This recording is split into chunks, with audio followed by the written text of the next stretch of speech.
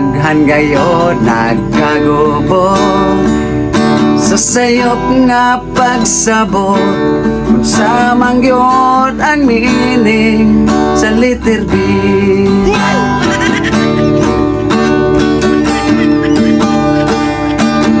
Daghan gayo nagkaaway kay sila naginilugay ang botugon sa inaan sa letter B. Letter B, letter B, oh letter B.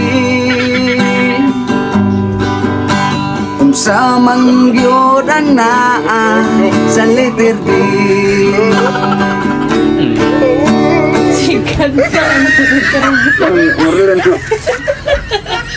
Napkin kayo. Ginamit niyo ba? Saan nila? Napkin yung set nila.